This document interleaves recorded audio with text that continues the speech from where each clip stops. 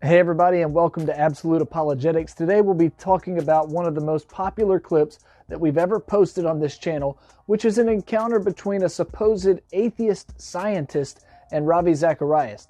Now, there has been such a flood of comments about this particular video that I felt it necessary to post the unedited version and give my thoughts.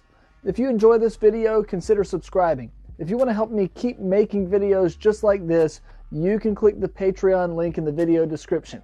Don't forget to hit the notification bell so that you don't miss an episode. Let's get started. Yeah.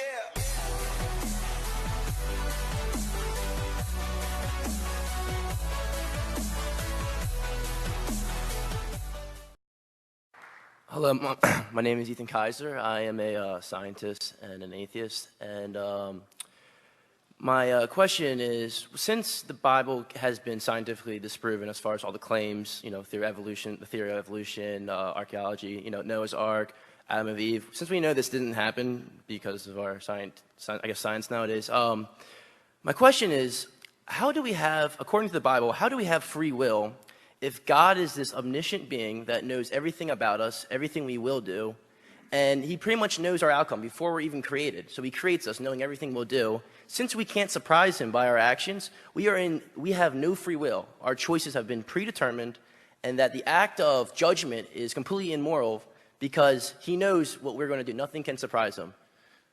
That's my question.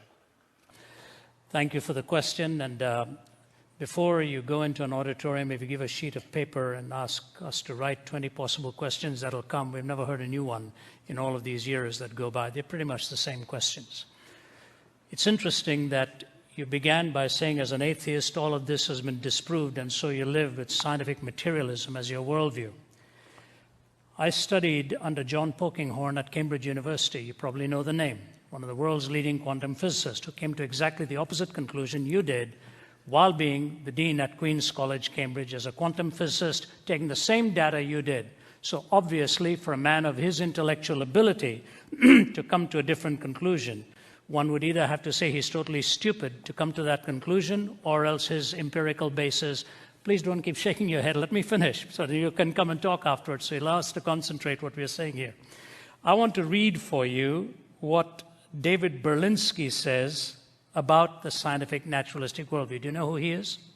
No. One of the world's leading physicists who is an agnostic, borders on atheism, but took issue with Richard Dawkins's book, The God Delusion, and wrote a book called The Devil's Delusion. Here's what he said. Has anyone ever provided proof for God's inexistence? Not even close. Has quantum cosmology explained the emergence of the universe or why it is here? Not even close. Have the sciences explained why our universe seems to be fine-tuned to allow for the existence of life? Not even close.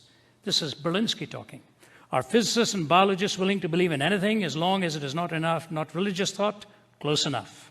Has rationalism and moral thought provided us with an understanding of what is good, what is right, and what is moral? Not close enough. Has secularism in the terrible 20th century been a force for good? Not even close to being close. Is there a narrow and oppressive orthodoxy of thought and opinion within the sciences? Close enough. Does anything in the sciences or in their philosophy justify the claim that religious belief is irrational? Not even in the ballpark. Is scientific atheism a frivolous exercise in intellectual contempt? Dead on. Now, I didn't say that, all right? I'm not quoting myself. Please give me your name, sir. Ethan. Ethan? Yes. Ethan, what you're wrestling with is not uncommon. Many people from a scientific and materialistic worldview will say what you've said and come to that conclusion. The problem is what you mispositioned was your concern between determinism and free will. Your application could have gone in many different directions, but you came to that one for some reason, which I was unfortunate, I think. At Cambridge, I listened to a talk at the Lady Mitchell Hall in 1990 by Stephen Hawking. As you know, he can't speak. He uses a speech synthesizer. His whole talk was on determinism and freedom. And you know what he concluded? That the tragedy with scientific materialism, if we take its assumptions, is that we are not free, we are totally determined. That was the world's leading physicist at that time saying, the very thing you're asking of the Christian faith, he pinned on your backs. as scientific materialists. You can go right online and trace it. Lady Mitchell Hall, 1990, somewhere on March, April, May, that time. I was in attendance. And he said, the only escape I have is since I don't know what has been determined, I may as well not be. The whole auditorium moaned and groaned with an escape hatch that he gave for himself after telling us that we were completely determined. That's Berlinski's issue. That is actually even what people like Dawkins will concede, or Pinker. You read Steven Pinker and the others. So totally determined. So the question is, were you free to ask this question? Yep. I don't believe any of us actually have free will because we are strictly material. So you're actually, as a machine automaton, asking me this question? We are all made up of our past experiences. Okay, but you're not free then. You're not free. You're not making a truth statement. My truth statement. I mean, what I'm saying is our memories and our states. No, hear me carefully. Okay. If you're totally determined, Yes. you're pre-wired to think the way you do. Nature versus nurture. Yes. Sorry? Nature versus nurture. Nature versus nurture. Yes. Regardless, Okay. the nurture may provide a different environment, but the nature is you're hardwired to come out with a certain conclusion. Out of flux, nothing but flux. You know, what you put into the computer, the ultimately is going to come out. But you have to ask yourself, are you making a truth claim? If you are making a truth claim, you're rising above the bondage of total subjectivity. And the moment you claim a truth claim, you're violating determinism. And so I just leave you with that. And let's meet afterwards. Hey, Ethan, we want to chat with you. You know, you're the kind of guy we come here for. So afterwards, you come here and we'll chat with you. Come here, give me a shake hand. Blessed one. Thanks, buddy. Thank you. So a ton of people were skeptical of the claim that this guy trying to challenge Ravi Zacharias was an actual scientist.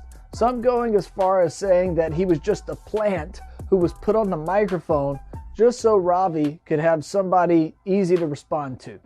Funny enough, the man who tried to challenge Ravi, named Ethan Kaiser, actually showed up in the comment thread of the video. Turns out that at the time he was just a student who was studying computer science, which kind of confirms everybody's suspicions regarding him presenting himself as a practicing scientist and an atheist, at least in the formal sense of the term. Now, today he is working in the field of AI technology, so I guess we can give him that much. Anyways, one of the most common objections from skeptics in the comment section was basically this, that Ravi didn't actually answer the guy's question. And so I've rewatched the video trying to figure out what they were talking about, but I'd like to just break it down into a question and response format so we can see if any of these claims are actually true. Now, firstly, Ravi's initial response was to Ethan's claim that the Bible has been scientifically disproven as far as all the claims through the theory of evolution and archaeology. Now, to this, Ravi took time to quote David Berlinski, famous scientist, showing that there is not a consensus in the scientific community that evolution or naturalism has proven the Bible to be untrue. To the contrary, Ravi wanted Ethan to see the words of Berlinski, a much more qualified scientist than him, who concludes this. Ravi quotes, "Does anything in the scientists or in their philosophy justify the claim that religious belief is irrational, not even in the ballpark? Is scientific atheism a frivolous exercise in intellectual contempt? Dead on." I think Ravi did well in deconstructing the opinion that the sciences have disproven the Bible by not appealing to his own opinion as an apologist, nor to Ethan's as a young undergrad student, but rather to someone much more qualified to say whether or not religion and science are incompatible, such as David Berlinski. Now, in my opinion, Ravi is not committing the appeal to authority fallacy, but he's rather showing that if Ethan's claim is true, that the science has disproven the Bible, then Berlinski would not be saying the exact opposite as a qualified scientist. The main question that Ethan asked in addition to this was, how do we have free will if God's omniscient and knows everything about us and everything that we'll do and pretty much knows our outcome before we're created?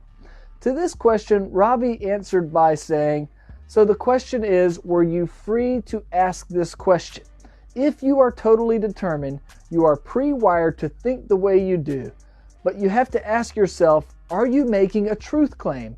If you are making a truth claim, then you are rising above the bondage of total subjectivity, and the moment you claim a valid truth claim, you're violating determinism. Here, Ravi gets to the bottom of the issue by showing that the evidence that we have free will is found in our ability to ask a question about free will freely in the first place. In other words, if free will does not exist, then your question has no essential meaning because it's just predetermined biological processes causing sound to come out of your vocal cords. This absurdity shows the irrationality of believing that free will doesn't exist, because if we're claiming for this to be true, then we're assuming the freedom to make such a truth claim in the first place.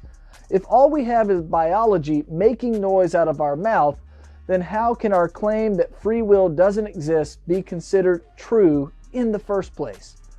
I find these kinds of arguments to be intriguing, mainly because they show that you must assume the ability to freely discover and make claims about truth before ever making an assertion that can be considered valid in the first place. Now, to break down Ravi's argument a little further, let's look at it this way. Number one, discovering and claiming truth requires free will. Number two, we are able to discover and claim truth. Number three, therefore, free will must exist. Now, we've already shown the reasonability of the first premise by showing the absurdity of the idea that biological processes producing noise from our vocal cords can be considered a valid truth claim. The second premise, that we are able to discover and claim truth, can be shown as reasonable also by simply considering how reason itself could not exist in a world where we cannot discover and claim truth. Therefore, since discovering and claiming truth requires free will, and we're able to discover and claim truth, then it necessarily follows that free will does in fact exist. I believe this is a sound argument given by Ravi in response to Ethan's objection to the existence of free will. And I'm not sure how those who commented on the video saying Ravi didn't answer the question didn't see the part where Ravi actually did answer him, quite brilliantly in my opinion. It's also important to understand that since we can demonstrate the existence of free will, Ethan's original point regarding God's foreknowledge of our free will decisions really is irrelevant, because foreknowledge of a free will decision doesn't change the fact that it is a free will decision nonetheless. I want to thank you for watching Absolute Apologetics. If you enjoyed this video, consider subscribing. If you want to help me make more videos like this, you can click the Patreon link in the video description. Don't forget to hit the notification bell so that you don't miss an episode. We'll see you next time.